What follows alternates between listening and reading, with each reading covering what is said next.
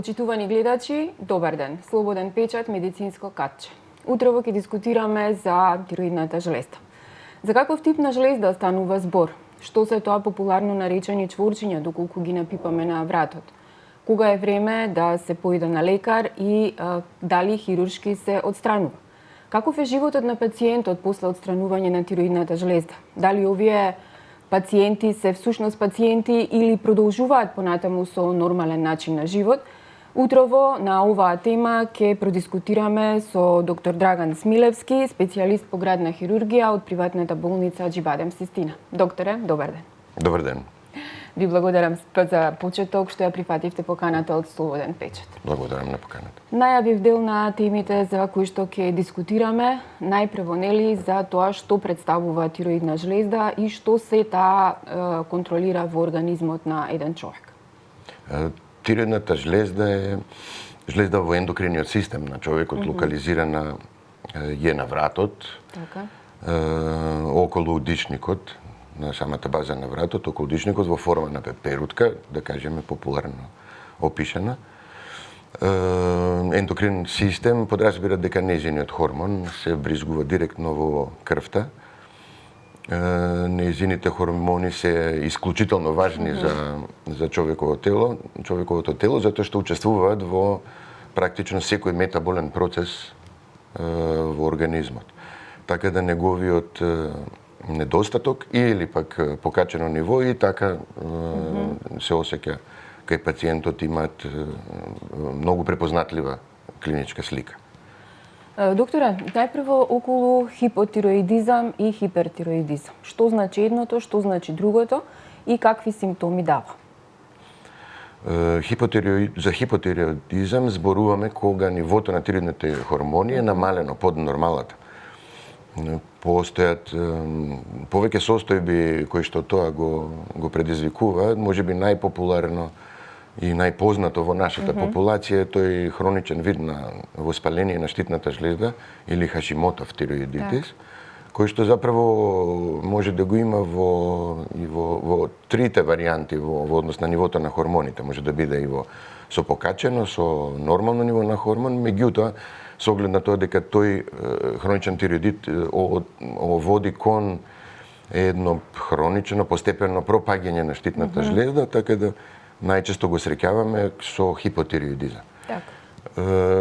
Пошто рековме дека хормоните кои што ги произведува штитната жлезда се исклучително важни за секој метаболен процес, е логично да се претпостави дека човек без нив ќе биде поспан, заморен, кој што...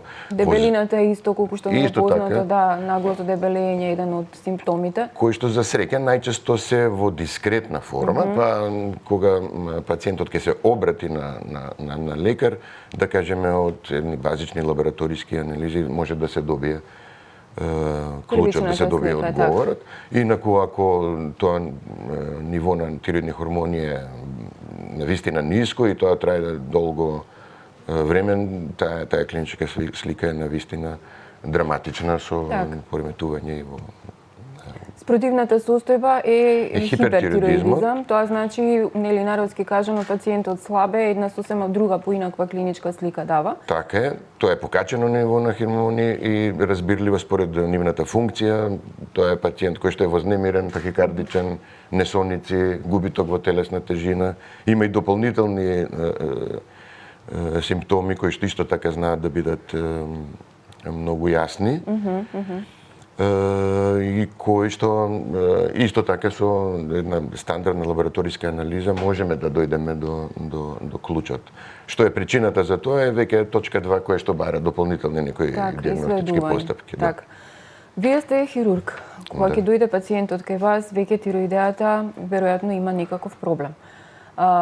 Доколку се напипаат, нели популарно лекарски наречени чворчиња или топчиња на вратот, што е следно кое што треба да го направи пациентот и дали секогаш овие се малигни или постои некоја бенигна форма кога се појавуваат? Да, во принцип постојат, да кажеме, некои базични испитувања кои што ги правиме на штитната жлезда пред да донесеме било каква одлука за кој вид на третман, не мора да биде тоа хируршки третман. Значи тоа ќе кажеме од еден хормонален статус, значи тоа се лабораториски анализи за да процениме колкаво е нивото на тиридните хормони, но не само на тиридните хормони, него и на тиростимулирачкиот хормон кој што се лачи од хипофизата, не е заправо продукт на штитната жлезда. Потоа се прави ехо на штитната жлезда, доколку постојат некаков чвор кој што морфолошки, рентгенолошки е сомнителен, доаѓа во предвид биопсија, значи земање на примерок од чворот, за да тој биде проценат од страна на патолог, но на цитолошко ниво, да кажеме, на клеточно ниво.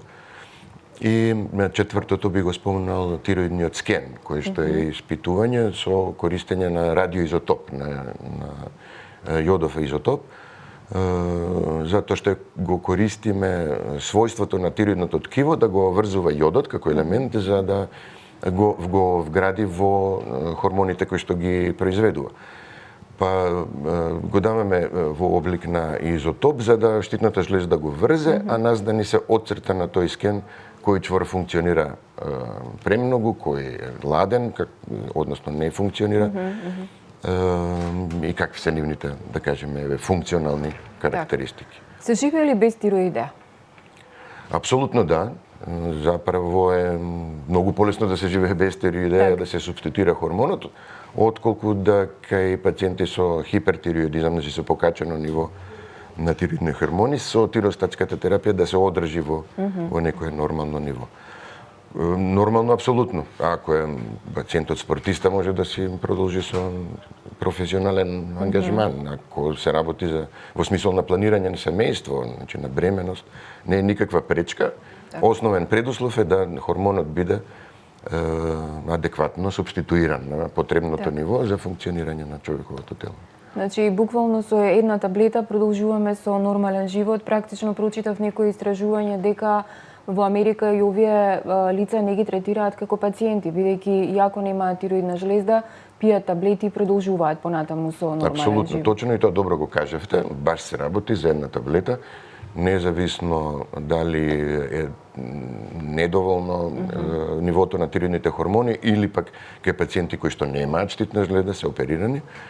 Разликата е само во дозата на таблетата, но во смисол на менување на комодитетот на животот на пациентот не станува збор, затоа што се работи на вистина за една таблета која што се зима наутро и денот продолжува нормално. Дали повеќе имате пациенти мажи или жени? Дали има некаква таква статистика и која е причината ако преовладуваат едните или другите?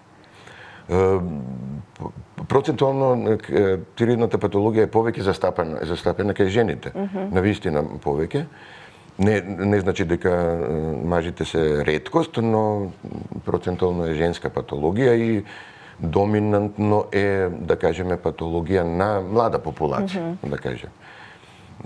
Денеска и со оглед на технолошкиот напредок на тие во смисол на рентгенолошки ехотомографски апарати, редовни систематски прегледи и навистина доста често може да се откријат промени на штитната жлезда во, да кажеме, почетна фаза кој што независно дали треба некое посебно внимание, дополнителни испитувања или станува збор за најбезопасна, да кажеме, цистична творба на жлездата. Има некој причина поради која што жените се по... Немаме дефинирано причина. Она што знаеме е дека штитната жлезда е осетлива на и радиација и дека нели тоа и во досегашните испитувања од нуклеарни оружја и нуклеарни инциденти, дека да, страда штитната жлезда од тако. Спомнавте дека најмногу има млада популација. Кој е најмладиот пациент, а кој е најстариот кај кој што имате откриено проблеми со тироидна жлезда? Па најмладиот пациент знае да биде некогаш и во тинејџерски години од животот. За среќа обично се тоа пореметување во хормоналниот статус, а не станува збор за малигни болести, но не се исклучени тие, мислам, се среќаваме со таква патологија. Во однос на староста, ја има, се разбира, промените на штитната жлезда се возможни во секоја возраст и тие со текот на годините секако стануваат поинтензивни. Од хируршки аспект е Прашањето дали пациент во одмината возраст е кандидат за хирургија ако промените кои што се на штитната жлезда не се страшни, да кажеме, ги проценуваме за витално незагрузувачки. Кога сме веќе кај оперативниот зафат, дали може да се извади, спомнавте дека личина пеперутка половина од тироидната жлезда и потоа нормално да функционира пациентот или потребно е да прима таблети понатаму? И дали овие таблети доживотно се пијат потоа? Да, во сите случаи кога е ординирана субституциона терапија, таа терапија е за живот, до живот. Прашањето што го поставивте околу вадење на половина од жлездата е интересно прашање, затоа што некогаш знае да половина од жлездата биде доволна. Морам да кажам дека тоа ретко се случува, но е доволна. На крајот на криштата и порано постоја хируршки техники кои предвидува оставање на 2 до 4 грама, да кажеме, емпириски проценат од тироидно ткиво, кое што би требало да ја прифати функцијата да ги лачи хормоните на нормално ниво. Но и да тоа се случи, потребен е некој временски период на кој што за почеток на пациентот ќе му треба некаква поддршка од субституциона терапија, а потоа во единица време ние со редовни контроли одлучуваме дали таа терапија постепено ќе намалуваме или пак таа ќе биде доживотна. Една препорака до пациентите. Дали треба да се направи некаква контрола, да речеме еднаш годишно на 2 години, зборувам кај здрави лица за да се види дали има некаков проблем со тироидната жлезда или сепак треба да се почекаат првите симптоми па потоа да се бара причинителот? Па не би препорачал да се чекаат првите симптоми, затоа што симптоми од страна на локалниот раст на штитната жлезда се исклучително ретки, така да чекаме да нешто почувствува пациентот во регијата на вратот би било, да кажеме, предоцна. Ова го зборувам и кај пациенти кои што и со око имате видлива гушавост, кои што некогаш знаат да има гигантски димензии, они немаат проблем со дишењето и со голтањето, односно исклучително ретко можат да имаат таков проблем, но тоа не значи дека промените кои што ги има штитната жлезда се безопасни. Пак ќе кажам за среќа, таа лесна достапност на ехотомографски преглед, кој што ако ништо друго еден систематски кој што е задолжителен на годишно ниво, може да ни открие некаква промена на штитната жлезда, која што не мора да биде во тој момент протолкувана прецизно, но ќе се даде барем совет на пациентот да се обрати на стручно лице, на тиролози, кои што се најчесто кај нас колегите од нуклеарна медицина, затоа што таа диагностика и третман на некои состојби содржи радиоизотопи, кои што се апсолутно способни да тоа го диференцираат во кој смисол е таа промена, дали е безопасна, дали бара некаква терапија, следење или пак некаков активен третман. И за крај на интервјуто околу самата интервенција, дали станува збор за лесен тип на операција, за колку време пациентите си заминуваат дома и кога веќе се враќаат на секојдневните обврски? Па тоа зависи од пациент до пациент, од случај до случај, но во принцип опоравакот е брз. Тироидната хирургија со пристап низ вратот не го вади човекот ван колосек, значи не се отвара гаден кош, не се отвара стомак или глава. Така да нив им е препорачена брза мобилизација, значи уште во прв постоперативен ден мора да се мобилизирани, станати, прошетани, се враќаат на нормален режим на исхрана и напитоци и вообичаено се лежат 2 постоперативни дена. Вториот постоперативен ден се отпуштени од болница. Но тоа не значи дека кај навистина 90% од случаите така завршуваат, но зависи од локалниот навод, за каква болест станува збор, зависи од постоперативниот период, затоа што тироидната хирургија има своји некои специјалитети кои што се појавуваат постоперативно и кои што сакаме да ги решиме или да ги процениме и решаваме во второ време. Така. Почитувани гледачи, ова беше доктор Драган Смилевски од приватната болница Аџи-Бадем Систина. Вие останете со програмата на Слободен печат, следете го нашето веб издание и секако очекувајте го издавањето на нашиот весник. Ви благодарам за вниманието.